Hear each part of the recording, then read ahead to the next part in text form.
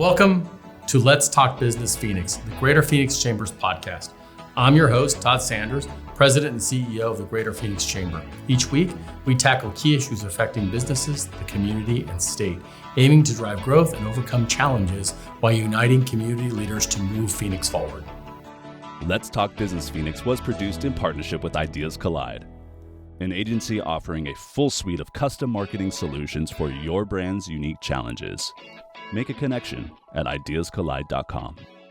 Welcome back to the podcast. We have a very, very special guest today, former Speaker of the House, Rusty Bowers. Also, I think important parts of the resume, 51 years married, 7 kids and 22 grandkids. Quite an accomplishment. I think probably one of the most well-known people in Arizona, politics and everything else beyond. Welcome. What an honor to have you, my friend. Oh, Todd, thank you very much. I've known you forever. Yes. It's that we're sitting at this table doing what we're doing. It's kind of, wow. It is. It's cool. And I was thinking about it on the way over. I think I met you 30 years ago. I was a page at the house, and you were a member at the time. And even as a page, you were always very kind and decent. And I think one of the first people that I sort of started to learn from as I started my career. Do you remember Kyle? Yes. Representative Kyle? Of course. Can I tell you a quick story? Quick? Yes. So I used to take, I don't know if you remember, I'd take the front page of the Republic and match the print and the size, and I would overlay my own article onto an article. Oh, okay. I'd write a new article. Yeah. And then a new headline. That sounds like a Bowers thing to do. And then print it and pass it around. And after the helmet bill with all the bikers that come in and threatened to burn the place down. Yes. Very energized. And Kyle was sucking up to him and kissing up. He's such a... And then I wrote this article that he said, I'm going to take those helmets away and that they're not, you think I'm a nice guy? Oh no, I'm going to really stick it to him. And I put it on the front page and just dropped him around. And I could hear him screaming down the hall, I didn't say that. Anyway, that was my introduction to how to get along with. There we go. Well, the start of a long career at the legislature. I think you're a part of a sort of a trio, you and Greg Patterson, I think, was part of that. And there was one more that was, maybe it was Schweikert at the time, that you guys were all always kind of palling around doing things back in the day. Well, Patterson, my first chair, and I was the vice chair. Correct. And then became a chairman my first term in office, which was really GovOps. Well, give us a little bit of background on you and your life here in Arizona. Long time. I'm a third generation. My great-grandfather settled in St. John's and then New Trioso. But he lost 3 kids there. And so his wife wanted to leave. And they ended up coming down to the valley. My mother, that was my mother's father. She was born in Prescott. Governor Moore was the delivering doctor, smoking a cigar, drunk, cursing Mormon women and all their kids, but he must have been sterilized by the alcohol because it all worked out. And we, both parents, educators, and dad here in the public school system in Scottsdale, Arcadia, Scottsdale, Coronado, Scottsdale, and ended up at Saguaro. Mom also in elementary school, but also a very talented singer. Sang with the Sun Valley Chorale and the precursor to the Phoenix Symphony. Now, did you inherit that as well, the singing? She had me singing everywhere. Okay. She dragged me down to All-State when I was in a junior in high school. Had my jams on and a T-shirt. And my choral director saw me and he said, go change your clothes. Okay, so but I was first chair. At All-State. So she had me singing all the time. I loved it. Yes. And so obviously you were in the Valley, you grew up in the Valley? Yes. Right down the street on Indian School and Granite Reef Road. Okay. That's where we lived for many, many years. Then over to Scottsdale. Over to Mesa. Okay. And then college here? MCC, ASU, BYU, graduated with a baccalaureate in art. Then back to ASU for some post-grad work. But that's right when they turned me down for my master's program. They said I was too saleable. What does that mean? That means you're not avant. You're not out. That was at ASU? And I wasn't smoking anything or drinking anything or being that way. So anyway, Too conventional. I left. Okay. But kept the artwork through time, which was a good thing politically. Yeah. So, yeah, obviously, grew up here, went to school here. How did you get into politics? How did that happen? I'd been offered employment at a university out of state teaching art. But they said, bring us a master's degree, and ASU turned me down. I had 5 kids. I wasn't going to run off to the Chicago Art Institute. So the local chair of our LD legislative district said, well, you ought to be a precinct committeeman. And I said, what's that? Yeah. She goes, Stan Barnes just moved to the Senate. There's an opening. You ought to run. I said, what do you got to do? X amount of signatures and time, 2 weeks. Okay, I'll try that. And got enough. And I and Leslie Whiting Johnson were elected together. So prior to that, did you have political leanings, political thoughts? Was it something you... Oh, I'd write letters to the editor. Okay. I was very involved in the scouting program. I think that introduced me to a lot of people in our area and had, thankfully, friends who hadn't yet wanted to hang me. That came later. But they got me the signatures and they elected me. And I came in second, to Leslie. So that was a kick. So, I think if you talk to people who've been down there for a little while, when I say that down there, I mean the legislature. I think prior to, I guess I shouldn't say prior, generally speaking, people used to spend a year or two sort of listening and watching before they really engaged and trying to understand the issues. It seems like that's changed today, where people sort of kind of jump right in before sort of understanding the process or the issues fully. Talk to us about how did you learn about, clearly you're well-versed in a variety of issues here in terms of Arizona, but how did you go about that? What was your education like? Well, I have a baccalaureate in watercolor. Great preparation for being a legislator. I remember somebody saying, well, what's this about the Eagle Scout thing? That you're an Eagle Scout. I said, yeah. I got it's kind of a big deal. 4 Eagle Scout sons. And they said, well, how does that help you? And I said, well, do you want a legislator who's trustworthy, loyal, helpful, friendly, courteous, kind, obedient, cheerful, thrifty, brave, clean, and reverent? That's the Scout creed. That's what we live by. So if I'm trying to live those, I'll be good enough, and that, they thought that was kind of funny that I would use that in my resume. I have a father and mother who taught us how to work. My dad, we hauled sand off of the canal bank down at Indian Bend Wash, shoveling it, dump truck at a time, me and my 2 brothers. Older brothers, I got the better end of the stick. And then he'd run it down to Marvell Masonry. We knew how to work. We knew how to have fun. We were people of faith. We were involved in the community, building houses for people and helping. And I love to learn. And I also, I think, just treating people good. Now, I also came in with term limits. That was my term when that took over. At first I thought, yeah, that sounds good. That's a bad idea. Why do you say that? Well, because we term out regularly. About 30% of the legislature is termed. They're voted out every single time. And by the time you know anything, you're not there anymore. If you just strictly said, I've got 8 years, and how many agencies are there? And how many budget line items are there? And how do you get to know the depth of that budget and be able to defend it or promote it? It takes time to do that. Now, so who's left? If you're gone in 8, who's left? With all due respect, no, I know what you're going to say. And staff. And so who's really the fulcrum points of information there? Staff and lobbyists.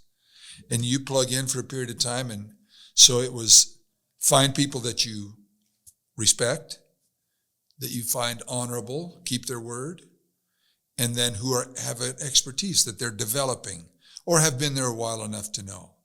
And then you follow their lead and ask them questions and try to find out. Yeah, I always thought So that was kind of how I... Right. No, and I agree. And I always thought we had term limits. You just call a vote. Exactly.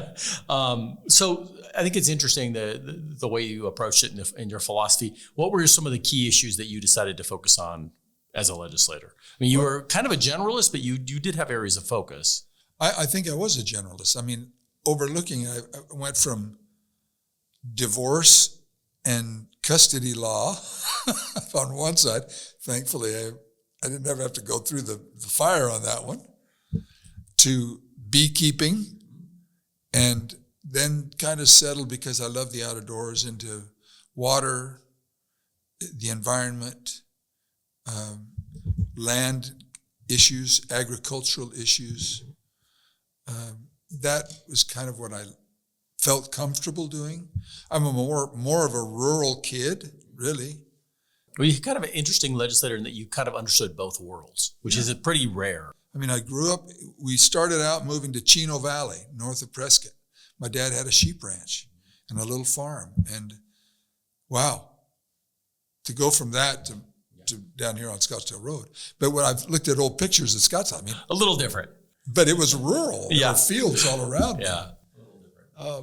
Then Hallcraft came along and changed all that. So you obviously spent some time at the legislature really learning, and I think you were always considered to be someone who was intentional and thoughtful, and someone that you could disagree with and still be okay with it, right? You could disagree.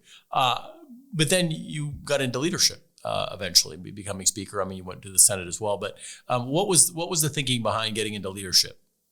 Well, when I was in the House, Jeff Grosskopf was there, and I told him, after I was there on my 4th year, going into the 6th year, and I said, I want to run for speaker. And Jeff wanted to run for speaker. He says, hey, I think I could get you the approach commission, the approach position over in the Senate, because Salmon is moving on and there's a little opening in your district. And so he worked his magic, and I went to the Senate, did approach, and then majority leader, and with Brenda Burns as our president. And we were headed for a face-off between she and I for her second round. And Gannett, Randall Gannett, a local guy here, kind of upset that apple cart and went and made a deal with the D's and became the president. So that 50-50 split time in the Senate. Yeah. Correct. So coming back, Yes. I went to ARPA, the Rock Products Association, incredible group, and then at EVIT. And technical education just still is huge to me. And I wanted to protect that, and that brought me back. And then natural resources, again, my favorite area, but pushing and protecting and promoting technical education. Yeah, interesting mix, speaker. especially for today, thinking about natural resources and workforce, for instance. Right. Huge for where we are today in Arizona. Absolutely critical all around, all the way around, both sides of that fence. And both sides of the environmental fence. I think I was kind of the environmental guy for a long time, Todd. Yeah, agreed. And water and air and all the permitting, and I think he had like 160 pieces of legislation. It was incredible for a long time. And then came back and then ran for speaker. You did do it, became speaker. I did. And? They played the dirge for the whole state when I became speaker. So how, obviously much different. You had to. Much different. You could be a backbencher. You had to lead. But the time was different. Yes. The people were different. The attitude was different. And I'd seen that happen when I went to ARPA and other places. Things were kind of, the institution was diminished by how people started acting and treating each other on the floor and getting so kind of tribal, and I didn't like that. I mean, I always felt I was Republican, but I wasn't hateful, I don't think. Now I was a moderate, and now a rhino, which was the great one. Well, would you say that? Republican in name only. Because I don't think that you really changed your who you were politically. It felt like for you that the ground moved underneath you. Is that accurate? I think that's accurate. I don't know that I'm not a big party guy. I never went to the party and said, put me in, I'll do X, Y, Z. I aligned myself more with their platform, but over time became very, very disenchanted with the attitudes of people on both sides. Mm-hmm. And Yeah, I no thought, one party owns it. What do we do to get along? What do we do to move good policy, transportation policy, water policy, air policy, growth? You know, Jake and I did the Growing Smarter stuff together. Former speaker. And it was, you know, suddenly you're a bad guy for trying to work out, okay, I need that Democrat who's in that committee. What can I do that he can come on board with Growing Smarter without dumping all the, you know, going super enviro on it, and try to make it out where we could balance it.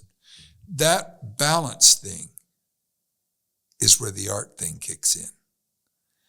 Because like good politics is knowing all the tools, knowing as much of the information as you can, being familiar with how to move, be fluid, find the balance where I give, they give, but we're both stepping forward. We're advancing this cause, whatever the cause could be, that's good. And in art, it's the same way. You can tell that somebody doesn't know the seven major contrasts in art. Yeah, I just painting what I feel. Yeah, well, there's a lot of feeling going on in the MAGA crowd, and there's a lot of feeling going on throwing paint on a wall. I mean, there has to be some structure and some respect, both for institution, but also for the tools of politics. And I think that's all thrown away. Just, whose side are you on? Oh, I got a box for you. Where did you think that came from? Because to your point, when we were there, when we sort of started in this business, I guess, that didn't seem to be that prevalent. But today, it's sort of where we are. What changed in us that put us in? And to your point, neither side owns that. It's both. Look, Todd, we as a country, we all need to look at ourselves. Think what we worship. Violence, our movies, incivility, the tough guy thing. Who's got the biggest truck that can intimidate me in my little Prius as I go down the road? There is a worshiping of being this macho thing. That's a problem. But when you combine that with just a general narcissism, we're more, what am I getting out of this? I mean, the deal maker. And I'm thinking, in the present situation, we've got to make a deal. Zelensky doesn't want to make a deal. Deal? I mean, the survival of your country, and it's like, okay, we're going to make me a deal here. There are principles that you have to respect in order to fully engage and move society, civilization forward. And I think I don't know where it started, but I sure felt it. In my absence, I could see how the floor was treated, how people catty, picky, always finding fault, rather than, hey,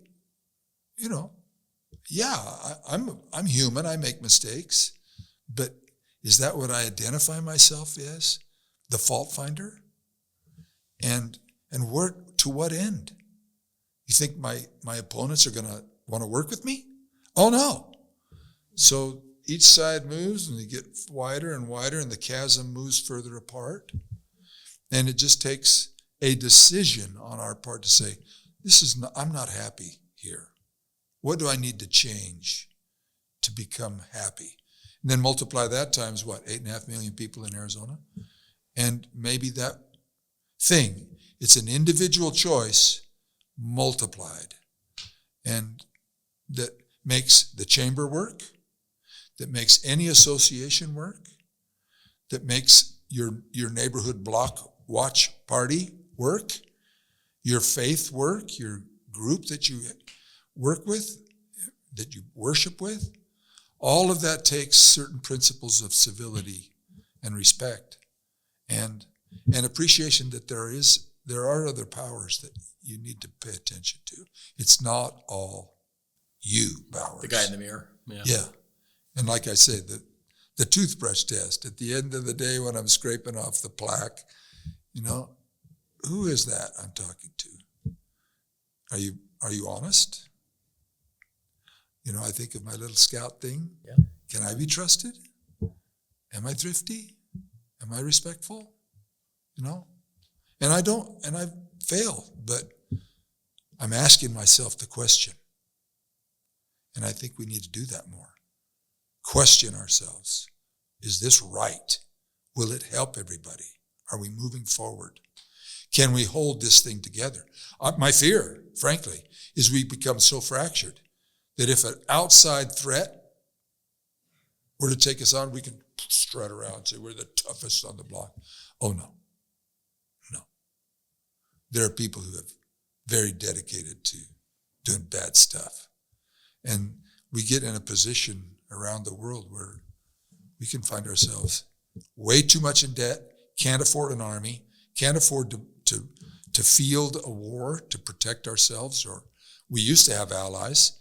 Now we're dealing ourselves. I don't know if we need allies. We're safe. We've got oceans. Oh, no. So little things multiplied become very big things. And there I go. I'm off in space. No, I think that's what a lot of us are thinking about these days. What is it we want to be, and how do we want to look, and how do we want to treat each other? If someone right now is listening and thinking about sort of leadership and getting into public policy, what would be your advice for them? We all know the cliche. We need good people to be involved. Or that concept. And it's a true concept. You got to be good. I think that's important.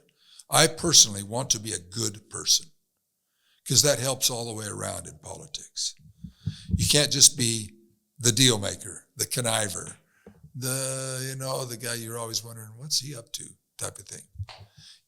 There has to be some basic respect for this individual. She is a working, I think of Regina Cobb, hardworking, professional, straight shooter, in her profession, and top of the line.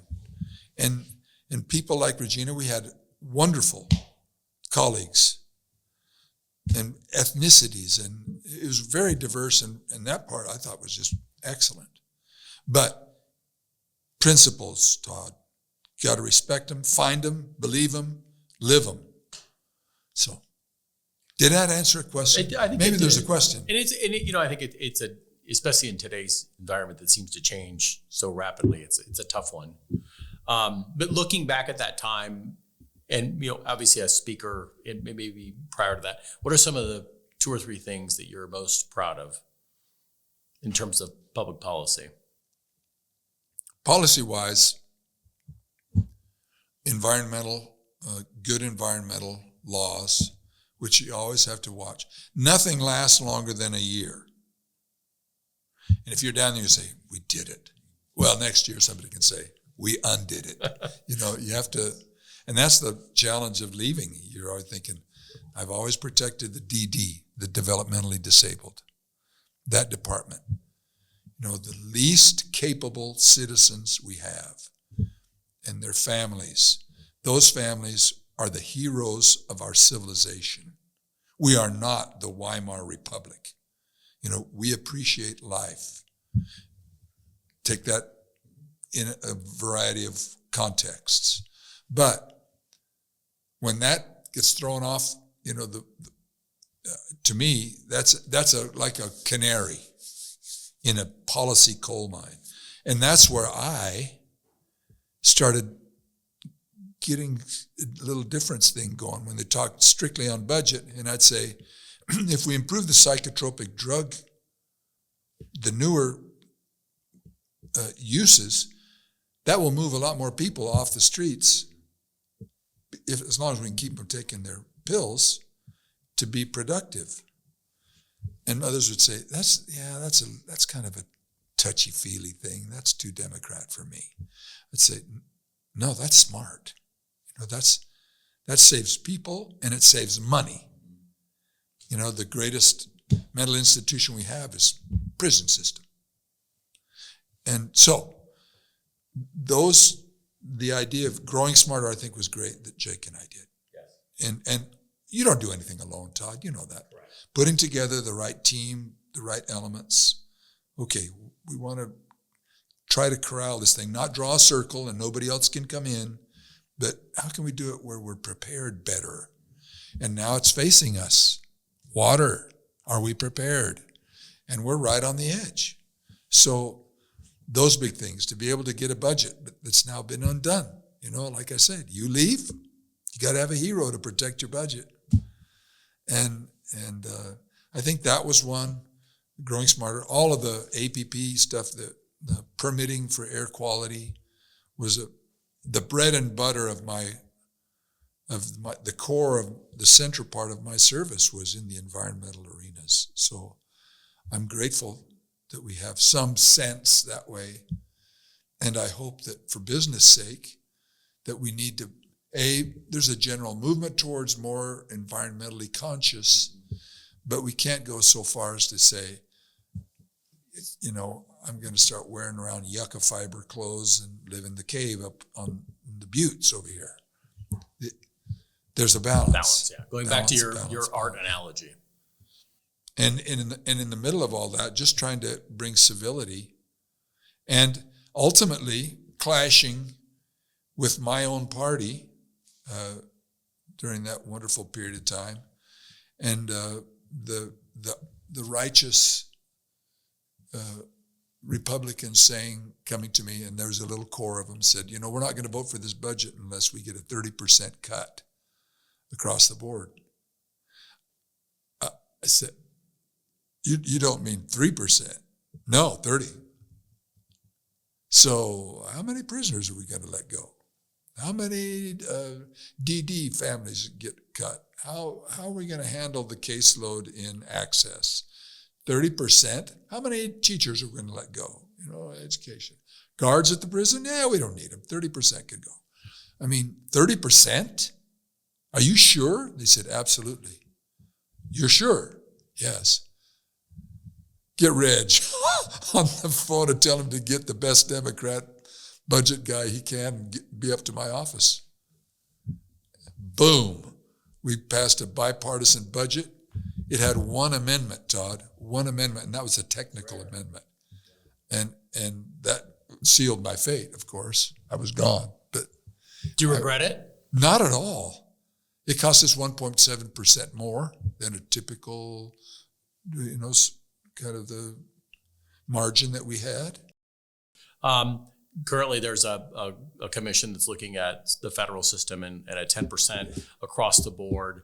I think I'm safe to say that you don't agree with the approach, but is there an approach that you think could have been employed at the federal level that you think would have been more effective?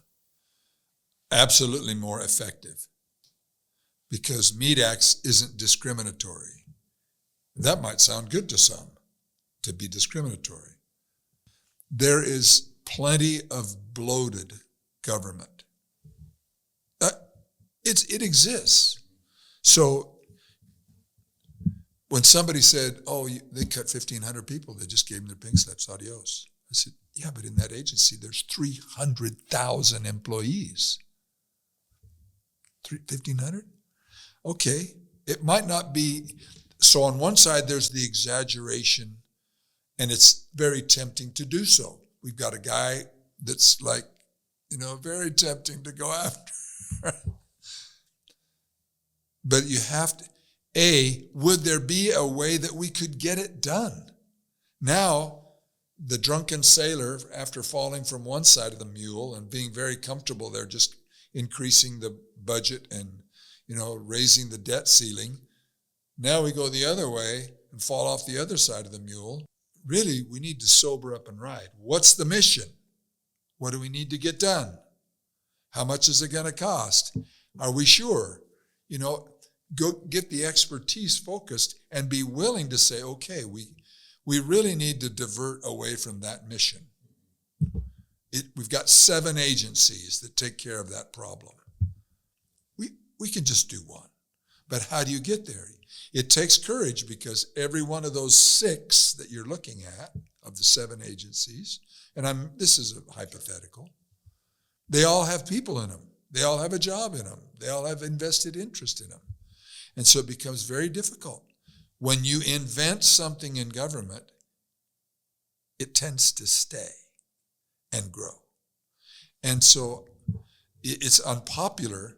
On one side, I'm thinking, I'm glad there's a tussle, but there's no direction. It just seems to be acts. And so that way, your mission is lost. I mean, that we would be a beacon on the hill. How do you do that when you're throwing your allies under the bus? I mean, what are the principles that you stand for that are core to our existence? And I think you can budget and create things that help that advance. But if you're just axing away, seemingly just for fun, and that's where this thing is no help at all. Because the news feed, I'm thinking, I saw 3 different headlines in 3 different directions on the same news feed. What's the truth? And how do we get down to the reality without having to go through the spin? One side spins it this way, the other side spins it that way. Where's the truth in all that? That we, as the citizenry, can say, okay, I can appreciate us doing this, this, and this, but let us know. Somehow we've got to know what's true. And in the absence of that, Todd, we have confusion. Yeah. Well, and I think that takes me to a different point, which, I mean, obviously we all know you well in Arizona, but you became nationally known during the hearings on the election, the prior election, 2016. Talk to us a little bit about the thinking. I mean, it probably would have been easier, I think, I'm sure for you, not to have engaged in that process and probably put yourself and your family through that, but you did. Talk to us about what informed that decision and whether you regret it. I don't regret it, but it had consequences. And so in public service, you will do unpopular things if you believe you have some core to believe in. If you don't, it's just, hey, I'm entertained by these big time media figures who at the time said, that's crazy, until the numbers of people calling in went through the rocket roof against their position. Suddenly, oh yeah, it's a great idea. Let's all go on that way. No principles. It was just, so at the time, I didn't ask for the phone call. The phone call came to me. And we had been trying to gain a modicum of trust in our elections in Arizona, because they'd been defined by larger figures than us as being crooked. And I thought at the time, there's half D's and half R's down manning that counting center. They watch each other. And we had, I mean, our previous recorders, stellar, a marvelous public servant, and knew her to be absolutely honorable. And so when you have somebody undermining from outside, and then it gets the fad to be undermining it on the inside, and among my cohorts and my colleagues, it was rough time. And then coming out of COVID, the mask stuff and all the keeping us away from businesses, and you're trying to be a good player and not do anything because we didn't know COVID. I think a combination of all those things magnified the outcome. So that when the election went down, I knew the president wasn't going to win in Arizona. We knew because we saw the demographic of 18 to 35-year-old women where they voted last time. And they didn't like the profanity, and they didn't like their kids sitting in front of the TV listening to that guy. But in that particular election, they weren't coming back to the ship from the non-voting side or from the voting for the opposite side. And we started pushing our ads to elevate professional women as Republicans and what they were accomplishing. And it started to move. It's going in a positive way. Until that famous first debate and that election cycle, when it was done, I said, it's over. He is not going to win. And I mean, it was a very childish performance, which alienated, I knew, those women were not going to respond well. And they didn't. And so, upshot, when the phone call comes and we're saying, hey, there's crooked stuff and everything, and Giuliani and et al. And I just said, hey, I vote for you. Mostly on my part because of the Supreme Court. I knew to get this thing corralled, we had to have a better Supreme Court makeup with a different view of the Constitution. So, but be that as it may, I just said I won't do anything illegal. Won't do it. And I see no justification for what we're doing. You've got proof? Great. Show me the proof. No proof. And it never came. So it wasn't, Todd, like I asked for the problem to come. But when it came, I couldn't cheat. I'm not going to cheat. And we just had to be honorable. And we knew our people were good. We knew that the elections were straight. And no one has ever shown to the opposite. That 2,000 mules thing, what a farce that thing was. I mean, that was made up from one end to the other. And yet, again, that mentality, I believe it because I want to. There's a thought. Here's the thought. And it really circles back to your question. What happened? When people live in a highly propagandized environment, lots of pounding propaganda. One side is the talk show side of the media. The other side is the regular media, pounding at each other. Just, you have to believe this, you have to believe this. That people will do one of two things. They will either immerse themselves deeply in one side or the other because they may not have all the information that they need, or they feel exposed or vulnerable, and to be with a crowd and just, I can pick up those talk lines, and you start to mold yourself to be in one camp or the other, deeply in it. That's one option. The other is you leave the neighborhood. You leave both sides. So we saw the independents going up, largest group in Arizona. And why is that? To get away from the propaganda. And so a lot of people just turn off. So that leaves two camps fighting and one camp disengaged of the three camps. More disengaged on the independent side. And that's why I was very much in favor of changing our elections in the last cycle. But, people rule. I guess there's a price, and what do I value more? Thankfully, I didn't live in Soviet Russia, where I'm lined up in the Lubyanka, and that I could walk away. And I have wonderful family and wonderful friends and many who left that I don't have anymore, which is sad. One camp or the other. And so those things are sad to me. But again, you don't do anything alone.